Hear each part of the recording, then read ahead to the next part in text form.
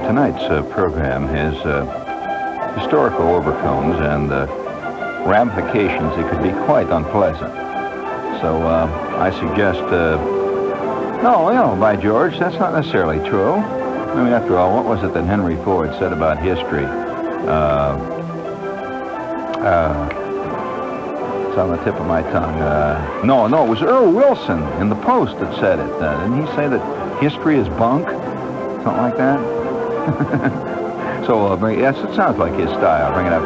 If he could somehow work with zooms into history, he'd have something to say about it. Bring it up.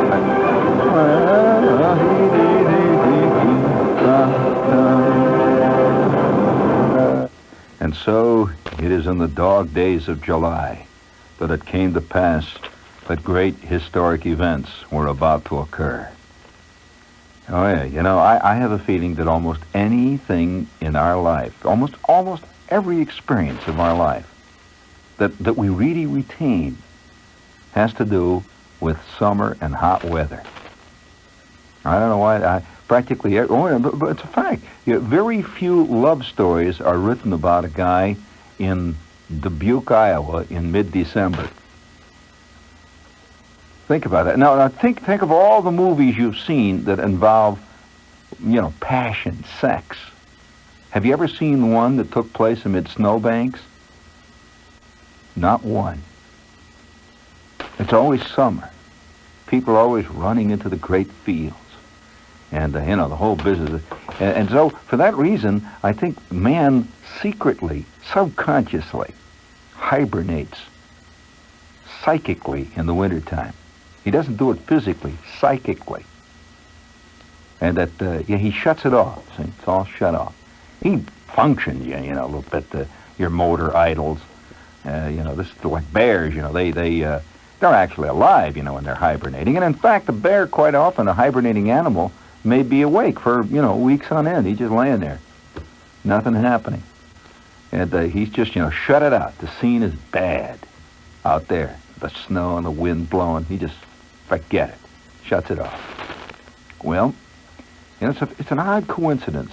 One of the most nostalgic areas of human, the present day, the 1970 period, present day nostalgia centers around a curious thing. I mean, for nostalgia, when you stop thinking about it, nostalgia is usually dealing with the past. Airports. You ever think of an airport as a nostalgic thing? Yeah, it is. It really genuinely is. I mean, it's a place where people take off and go. It's a place where people arrive. And there's a lot of subtle, deep undercurrent of passion, romance, loss, regret. By the way, that's a great one. Regret that have to do with airports. I'm just curious how many unbelievably romantic and drearily dismal scenes have been played out in airport waiting rooms. It's just, countless. That, in addition to the fact that the airplane itself is basically an extremely romantic creation. The idea of flight. Flight. I mean, forget the fact that you're buying a ticket on American Airlines and you're going on maybe the Eastern Shuttle to Boston. The idea of flight is romantic. It is. And particularly, and I can't say this, again, I don't want to be didactic about this, but I suspect that it deals more, it's more so with males than it is with females. Now, I don't know why this is so. It just seems to me. Now, I know that by next Monday, I will have 422 letters from women saying, yeah, me too. But I'm not sure. I'm not sure. I'm willing to be convinced, but I'm really not sure that it's always man that wants to undertake the fantastic voyage. It is.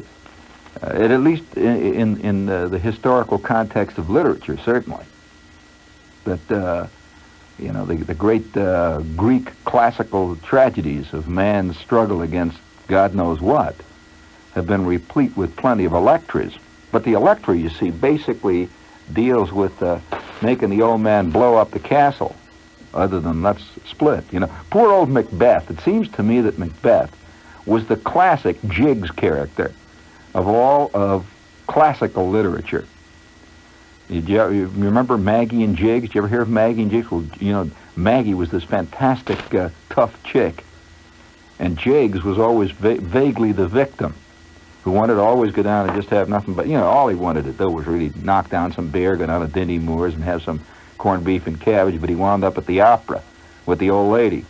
Well, I've always felt that Macbeth was not a madman and an evil killer. I think Macbeth finally says, all right, I'll do it. All right, enough, you know. And so he went out and did it. And with all due respect to, what was her name, Barbara Gerson, the one playwriter, the one that wrote Macbird. With all due respect, the play should have been about somebody else than Johnson. But nevertheless, this is just a casual, in passing observation. But how this all came about, as a flyer, I'm a private pilot. As a private pilot, I always find around airports, and I've flown into a lot of them, I always find a peculiar quality of odd nostalgia and a strange kind of peace about airports. It's a curious thing. It's like a wharf. Wharfs are like this too. It's a point of embarkation, a point of expectation and dashed hopes. You're working simultaneously, you know. Many a guy, you know, gets off the boat on some fantastic trip he's taken and discovers that he stepped right into quicksand. And, you know, this is the dashed hope principle. However, the other day, and this show tonight, I think I haven't heard anybody mention it.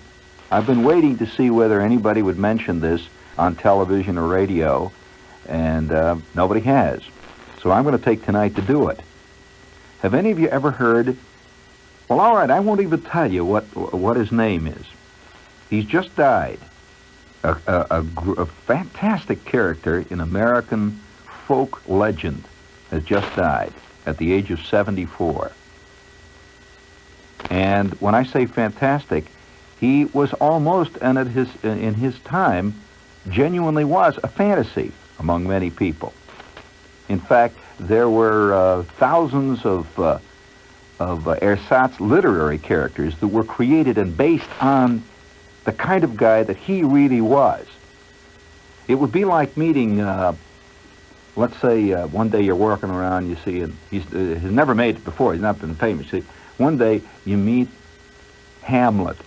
You know, he's sitting down at the chock full of nuts, you know, having a brownie or something, and you start talking to him, saying, and and there he is. See, well, what I'm trying to say is that almost every great literary character, type, I don't mean a specific character, a type, has had at one point or another a human embodiment of that, and from that human embodiment sprang thousands of fantasies.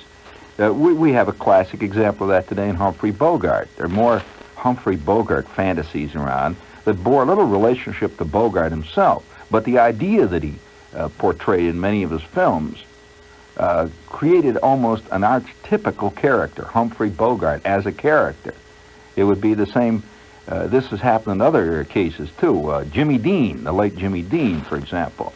People confused the character that he played in the movie with him, and ultimately he began to believe it too.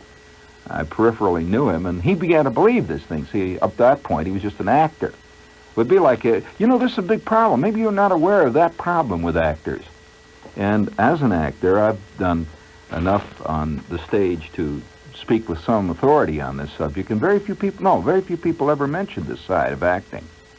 That is the transference of a person into the character that he has played, and then the ultimate belief deep inside the actor himself that he is that character. Now, I don't mean a specific character, but he's that kind of guy. Now, contemporarily, we see several like that. I don't know how I got on the subject, but take John Wayne. I'm sure that John Wayne looks upon himself as a veteran of countless wars.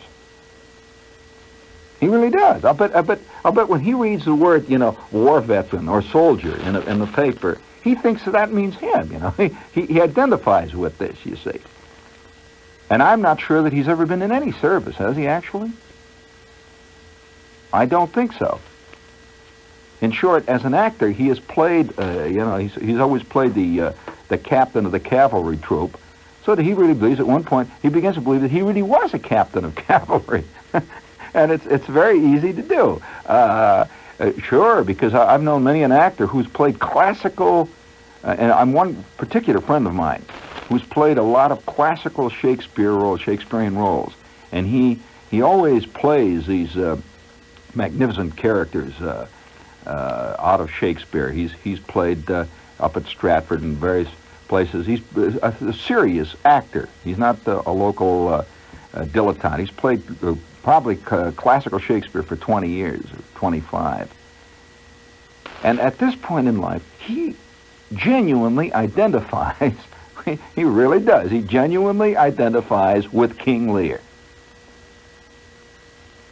Now, he identifies, he feels that he has been through that hell. If you were to ask him, about Denmark, yes, he gets violent, you see, because what they did with his throne and all that stuff, and it's not a play anymore. He really seriously thinks of himself in that context, and so out of a real character quite often springs an endless chain, almost like an explosion of nuclear chain reaction. Thousands of people will ultimately begin to believe they are that character. Oh, I wonder how many people today live in almost total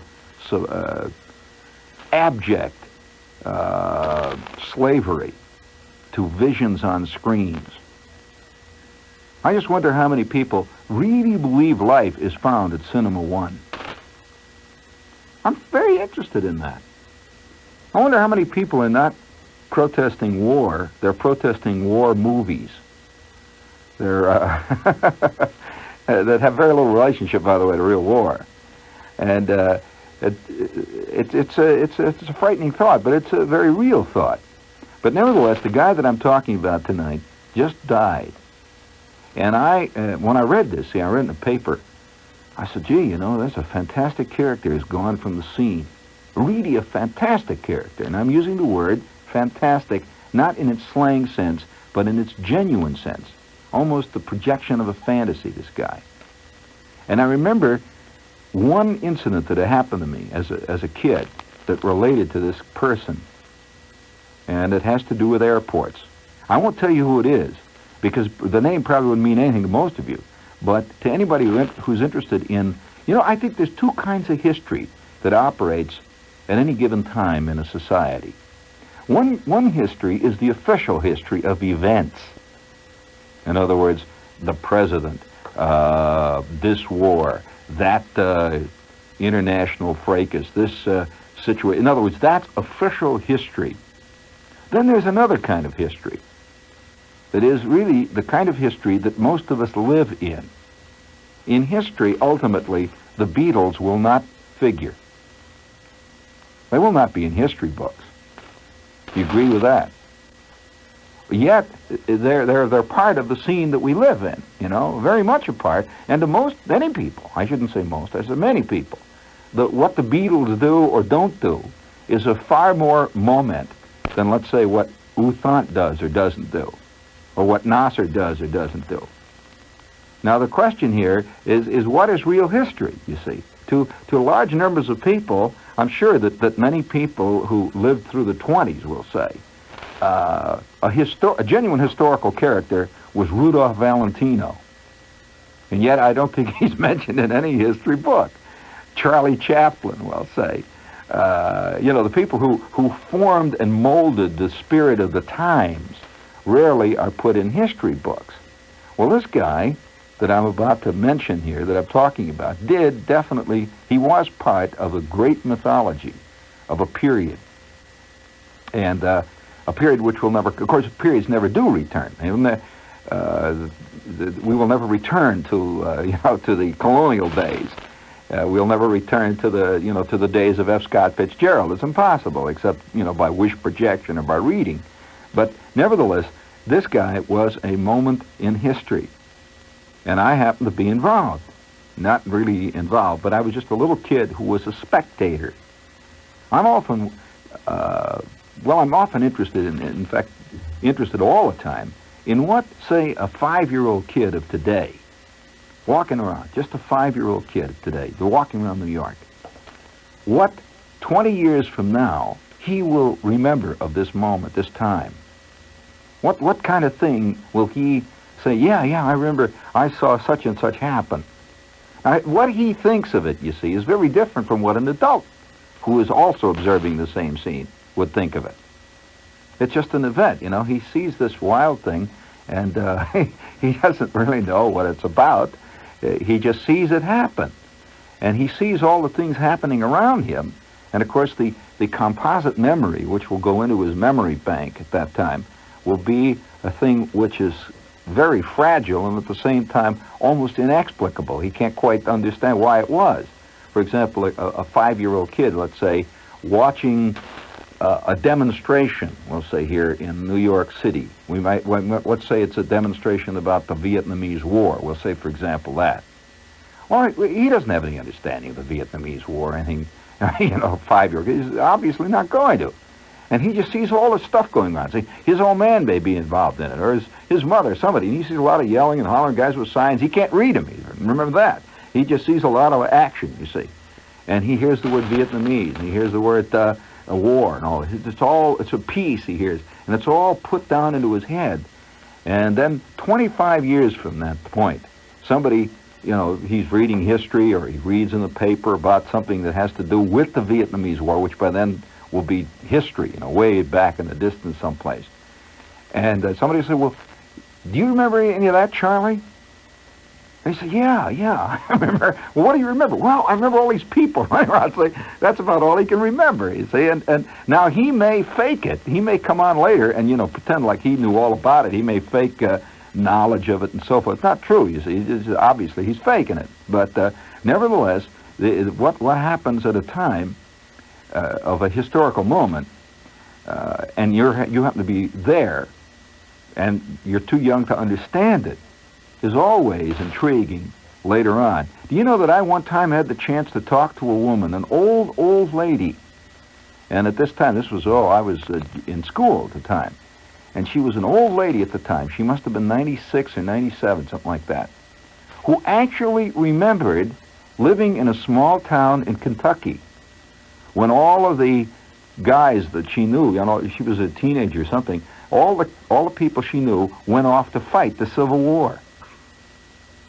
And she remembered it. I'd ask her, and to her it was just, just like any other memory. To us, that's so historical that it's incredible to think that somebody could actually, somebody actually was there and says, oh, well, there goes Fred. He's going off to join the Kentucky Rifles, the 23rd Regiment or whatever it was.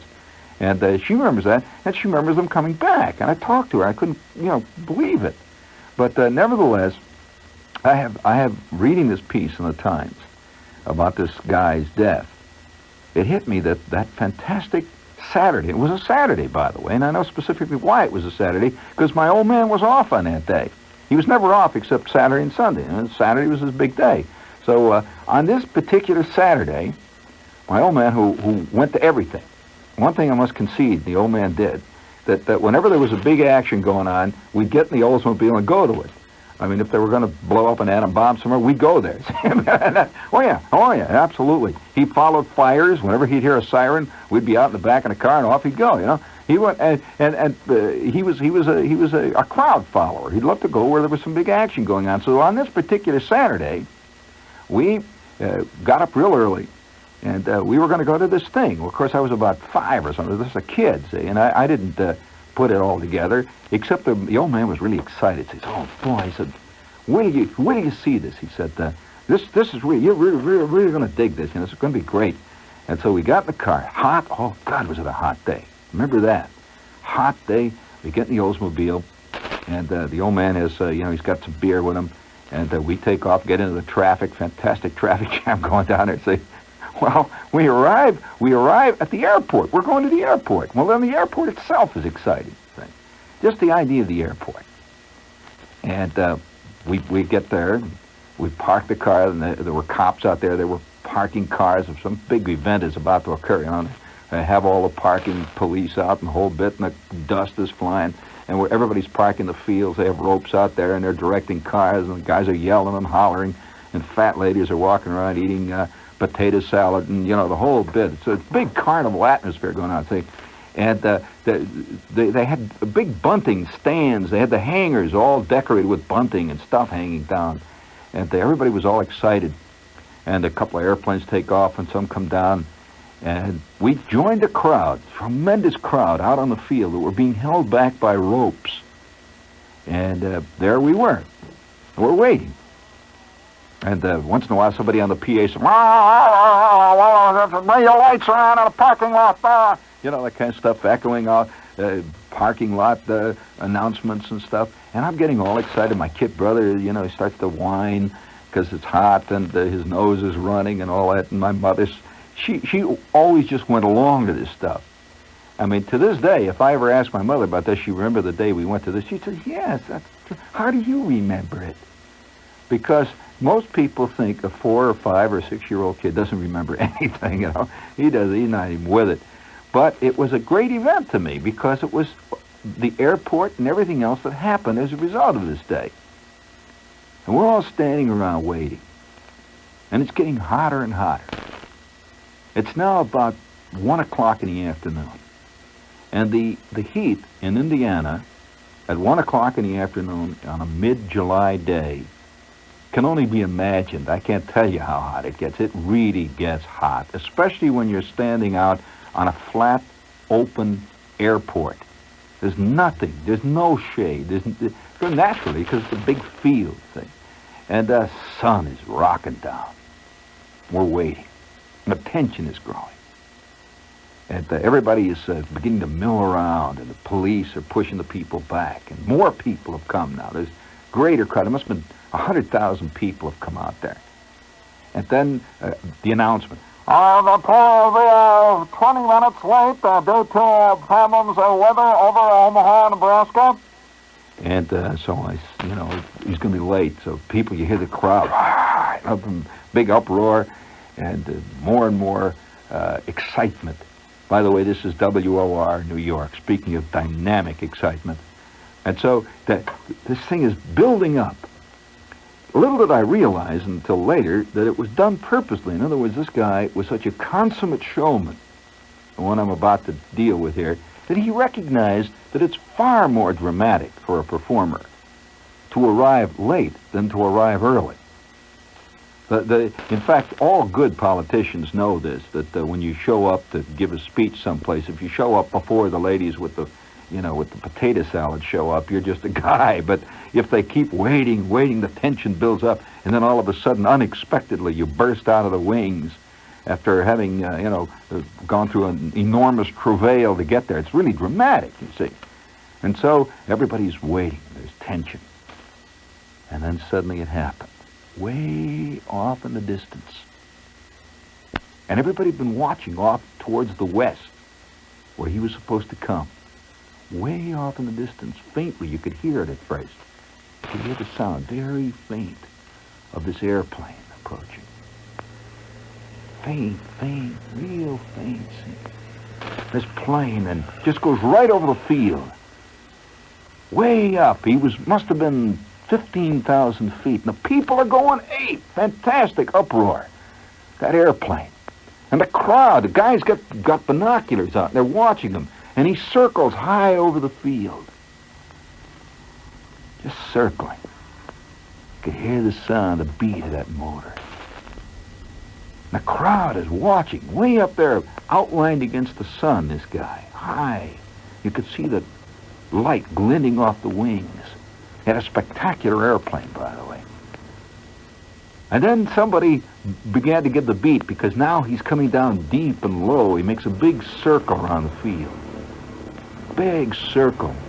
The crowd is going ape and cheering. The old man is standing up on the top of my mother's shoulders, with his $4 binocular. He's looking, hey, my God, there he is. And at that moment, the band starts to play. They had this band, you know, the crowd is cheering the band, the engines. And they got the band going now. See, I'm going on my bird. The band is playing, the airplane's circling around. And he goes way out, makes a deep, wide turn.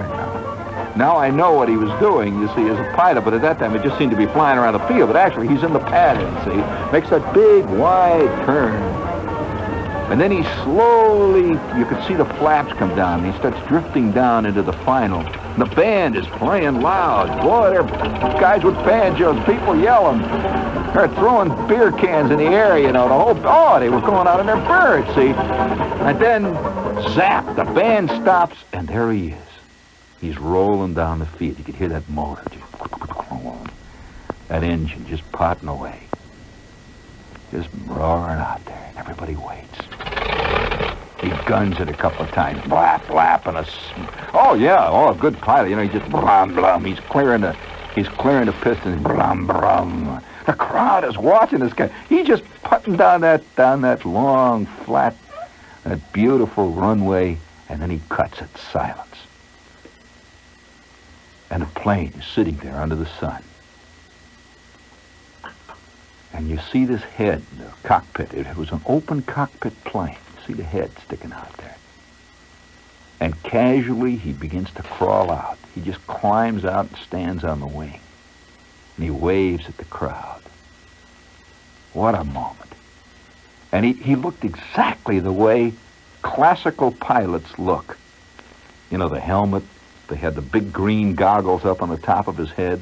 He actually had a white silk scarf.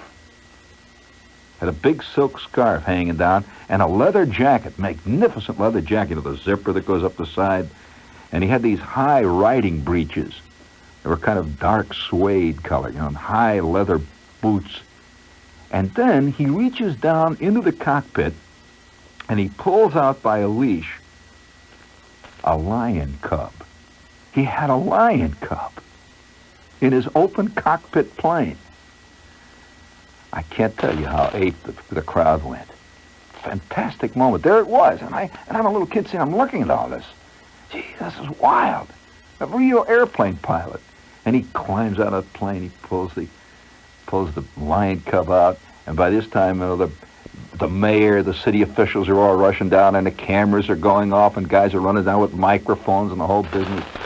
And he stands there and gives a big wave to the crowd. The crowd instantly roars. And somebody handed him some kind of a scroll. And I always give guys scrolls and plaques and stuff. He gets this plaque, scroll.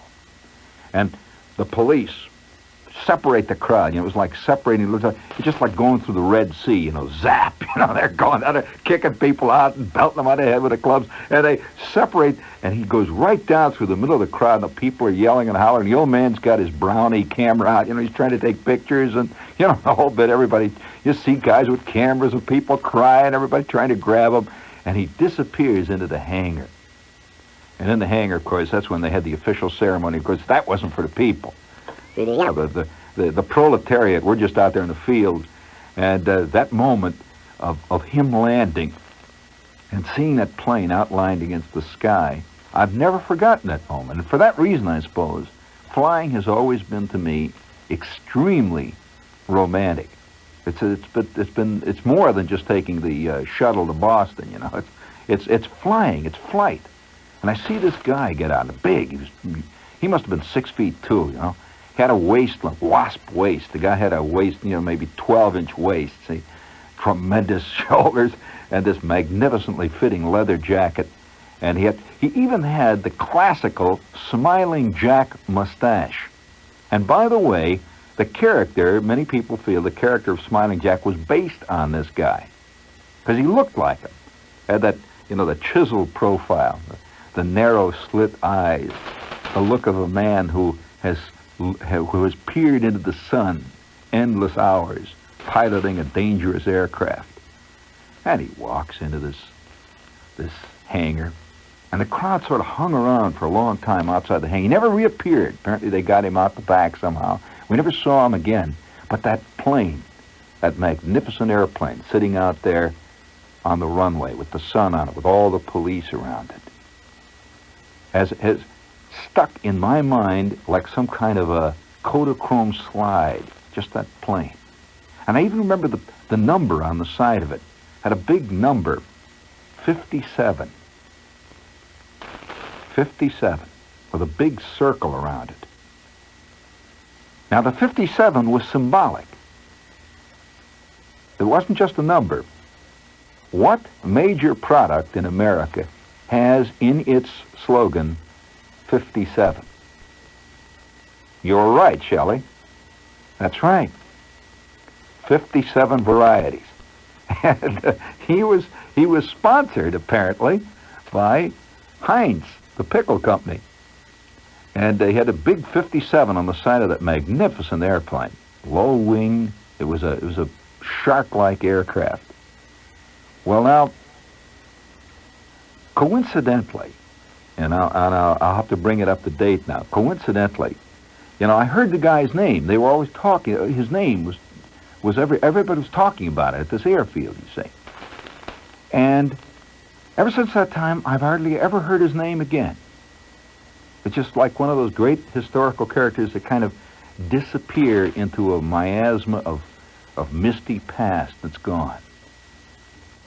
Once in a while, you'd see his name mentioned in a kind of breathless, hallowed tone in an aviation magazine. And then I began to feel, well, maybe this character, he was a guy I just created, somehow. You don't really believe he really was there, because you don't see much about him. This is also true. This is one of the reasons why people like to read in the paper about things that they themselves have seen. They want to reassure themselves they really saw it. A lot of people don't think really that radio exists, because the radio isn't written much about in papers. This is a subtle thing here. Television exists because there's a magazine called TV Guide. And you can see it, you can hold it and feel it. And so this guy sort of slipped back into the distant past. I never thought much about him. 1 month ago, maybe a little more than that, early June, I came in an airplane, this was in a private plane, to the Indianapolis airport. And we taxied around back of one of the hangars, and the plane, we put the plane in the area that they told us to put it in. I stepped out of the airplane, and by George, here is a hangar, tremendous hangar, sort of a little bit off the beaten path at the Indianapolis airport. Big hangar, and it had his name across the front of it. And not only his name, it had a big pair of golden wings. This guy is a showman to the last. Big pair of golden wings around his name. And I'm walking past the hangar, I'm looking up at it. It's kind of weather-beaten, it was raining slightly. And I was with a pilot who was from Indianapolis, and I said, "Hey, is this really his hangar?" He says, "Yeah, that's right." I said, "What's he got in it?" He said, "Oh, he's got his airplanes, he's got a lot of stuff. They're making a museum there. Aviation, his aviation museum." I said, "Is his airplane in there?" He said, "You bet it is. Totally restored." Well, I walked around the side of the building, and it was closed that day. By the way, often things that are closed are more dramatic than things that are open. It was closed, and the rain slightly. And I looked through the side door, like you see in a regular hangar, just a little door with a glass thing and a little window there. And I looked through the door, and sure enough, in the gloom, sitting back there, was that very airplane. That very airplane, low wing, shark-like, sitting in the darkness there, with a big number 57 on the side. I just looked at it, sitting there all by itself. And this guy next to me, this pilot, he said, "Gee, that's a real valuable restored plane." I said, "Yeah, fantastic airplane." And he said, "I used to see him around here. Apparently he hung around that airport all the time. He had a business there." He says, I used to see him here all the time. distinguished-looking character? I said, man, you know, I one time saw him. Don't worry about it. That's all right. That's that clock up there. Don't worry about Shelley. There you go. I said, you know, one time I actually saw him. He says, no kidding. Really? I said, you know, I didn't even understand at the time what it was all about, what was the importance of it.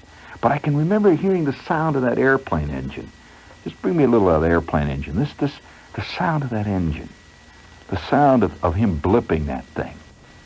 Just quietly cooling out over, you know, the sound of that taxi just gunning that engine, sending up a cloud of dust along the runway.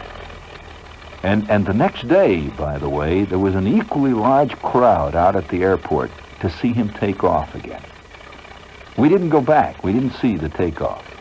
But more people, they tell me, went out to see him take off than even came to see him arrive. Fantastic moment. Because, you know, flying, like very few human activities, is extremely primal. When you are defying the law of gravity, you are doing something against nature. And when you're doing something against nature, you are courting ultimate disaster and annihilation. We tend to forget it, you know. We go out, we get in an airplane, you say, oh, it's groovy, you know, and that's it. Oh, no. You're doing a lot more than that. I'm not saying flying is dangerous. I'm saying that flying is a primal activity. And the sound of that motor. You know who I'm talking about? You remember the name? Did you ever hear of him? All right, I'll read to you. Yes, you're very right. I'll read to you the obituary that appeared. Colonel Roscoe Turner, internationally known daredevil, speed pilot of the generation between World War I and II, died recently. Turner became ill at 74 with what he knew was a terminal ailment while he was working on plans for a museum to house mementos of the aviation industry. Turner was an aviation pioneer and a fantastic speedster. He won the Thompson Trophy for cross-country speed flying 3 times, a feat no one ever else has accomplished. This would be the equivalent, really, of quite possibly winning the World Heavyweight Championship 3 consecutive times. No one's ever done it. An unbelievable flyer. At the age of 56 in 1952, Turner was awarded the Distinguished Flying Cross for his contributions to aerial speed and safety. It was the first award to a civilian of the DFC in over 25 years. Turner was one of the top of the breed of spectacular barnstormers and stunters who kept aviation struggling and going between the wars. One of the standard news pictures of that era was the ruggedly handsome pilot in an open cockpit having just arrived from somewhere faster than anyone had before. He set 7 transcontinental speed records. One, the 1933 Bendix Trophy mark of 11 hours and 30 minutes from New York to Los Angeles, stood for over 9 years. Colonel Roscoe Turner. And he was, to me, a fantastic character. Not only me. I mean, here was a guy that was a world character for what he did. Not only for what he did, but the elan with which he did it. He was a consummate showman. Boy, would he have been a fantastic character on the talk shows today. Roscoe, you know, I mean, because he looked like, yeah, the trouble is that most people don't look like what they do. About the only people who look like what they are actors. They look like actors. But, you see a fantastic brain surgeon. Did you think he looks like Kildare? Nah. Most of them look like pears, usually bald, kind of weak eyes. They got thick glasses. They just don't make it when it comes to image.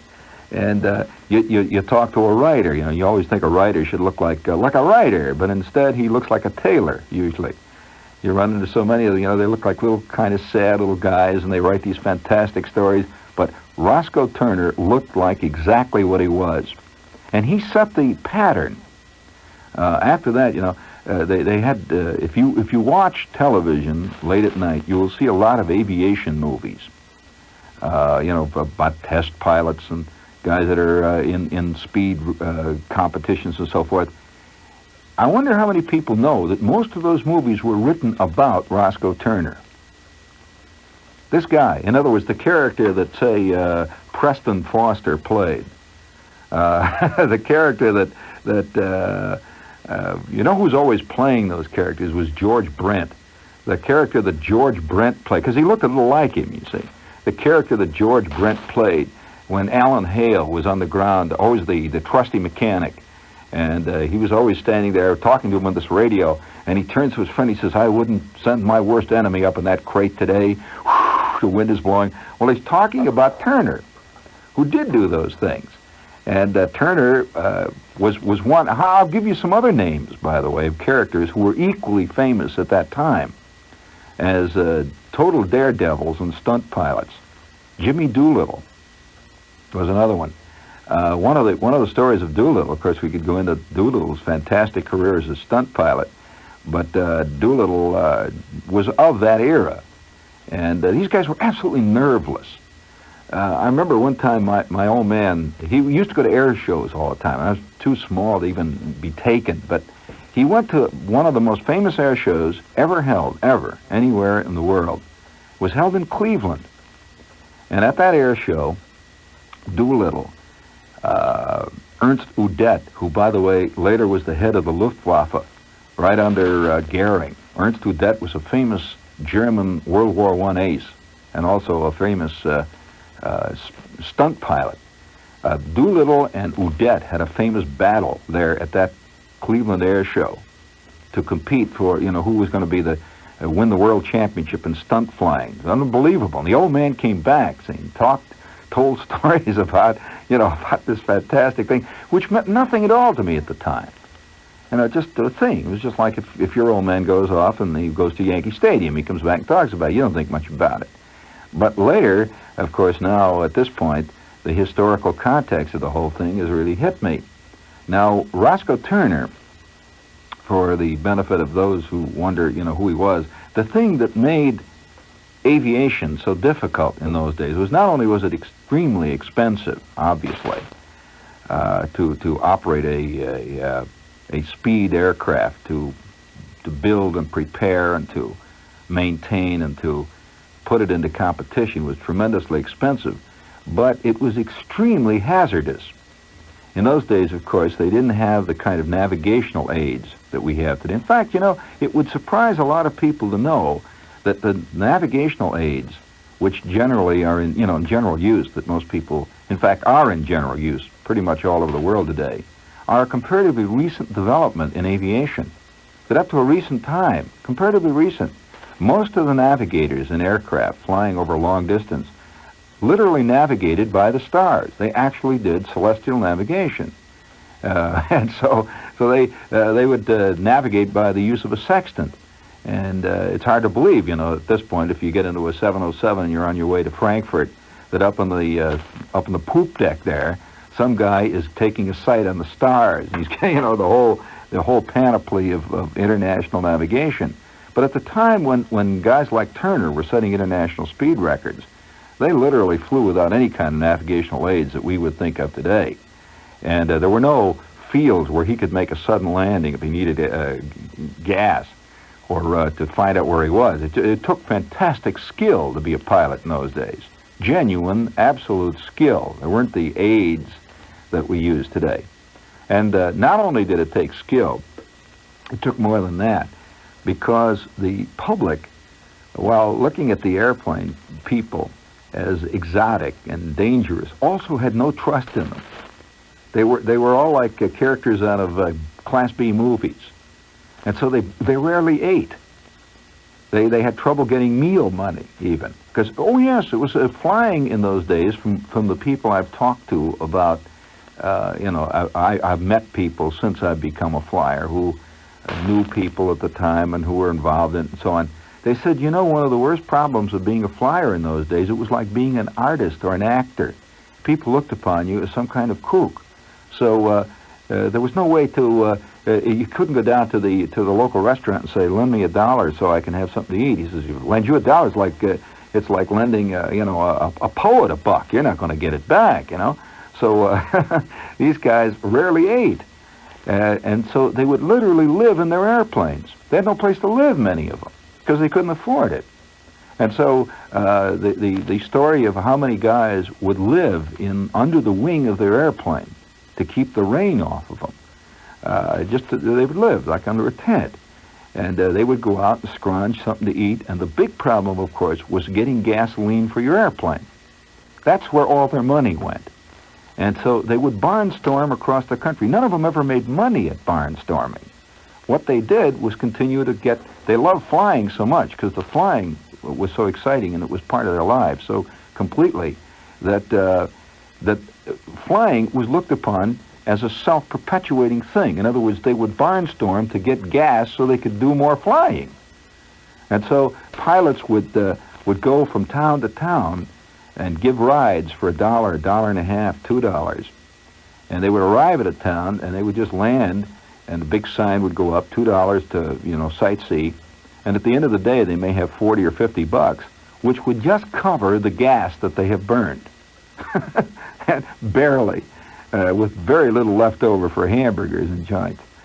Speaking of barnstorming, I remember the one thing I do remember about that kind of stuff was the time my old man took his airplane ride. He went out, we all went out, in fact, on that Saturday. We all went out one Saturday to the field, and he was going to buy a ride. And they had a thing where you paid $3, a barnstormer. You pay $3 and you have a 5-minute ride all around the town. So we all stood there, and the old man puts his hat on. He's really brave. He gives the guy $5, and a bunch of other guys are standing around Zudok and the whole crowd from the office. And the old man walks out, gets into the rear cockpit of this airplane, and the pilot guns her. He barrels the thing down the runway, and they go up. You see, and everybody's cheering you. This thing goes up in the air. And I remember it flying over the hangar. He came in low over the hangar, flew out over the high-tension wires, and the next thing you know, he's about 5,000 feet, and they're circling around. Well, of course, everybody just stood there, just astounded. He was, the old man's taking an airplane ride. Well, 5 minutes later, exactly, the old plane comes whistling down. He whistles down. Beautiful dead stick landing, by the way. That's the epitome of flying, of course, is always to make this beautiful power-off landing that you're so much in control of your plane. You can lay it right down on the numbers with no additional power, nothing. He just sails down, and he squeaks a couple of times, and he rolls out, makes a big turn. He comes popping back, and the old man is sitting in there. I have never seen a human being as white. It was like he was made out of vanilla yogurt. I'm telling you, it was fantastic. The old man gets out of the airplane, and he was noted among all of our friends. He was the local wise guy. He was the most loquacious, wise son of a gun. He's totally silent. He gets out of the airplane. He's totally white. Zudok runs up and says, "How did you like it?" Nothing. And he's walking along sort of sideways. And the pilot, he gets out and takes his helmet off, and he goes in the other direction. He was completely white. We get into the Oldsmobile, and my Uncle Fred is driving. Everybody went down and watched the old man play. And everybody's saying, "How did you like it? How'd you like it?" Saying nothing. We drive out to the end of the runway and make a turn going out to the main road. And all of a sudden, the old man, all he said was, let me out, quick, let me out." And Fred stops the car. What's the matter? He runs down the window real quick and he goes,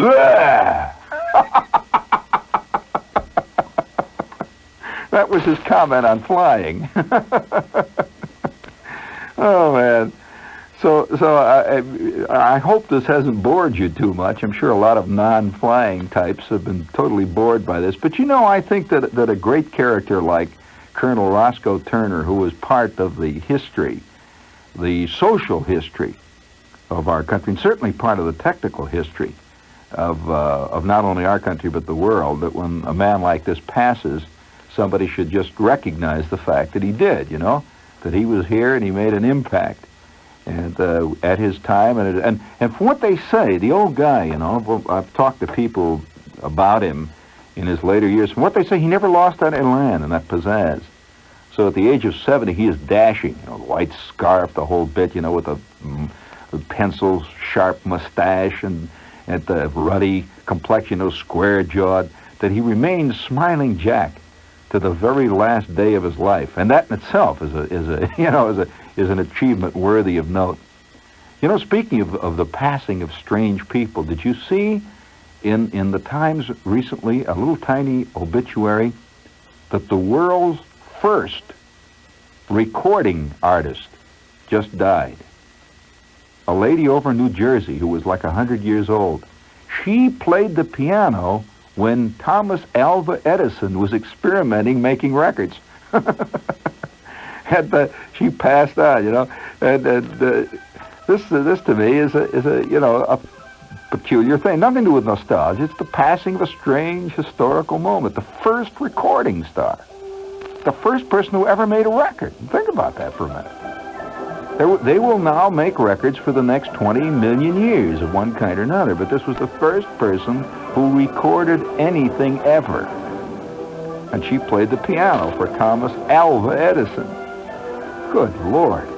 Well, I'll tell you this. The other day, just, within the past 6 months, I'm out in Montauk, and I met a guy on a golf course, this distinguished, dapper gentleman, and he sees my AOPA wings, which is flying insignia, and he says, "Oh," he said, "I'm a flyer?" I said, "Huh?" He whips out his flying license, and would you believe his flying license was signed by Orville Wright? I am not kidding you. I kid you not. And he was flying it in the days of Orville and Wilbur Wright. I says, "Doesn't anybody ever talk to you about this?" He says, "No. Nobody's interested." And hour after hour, Zsa Zsa Gabor continues to be interviewed.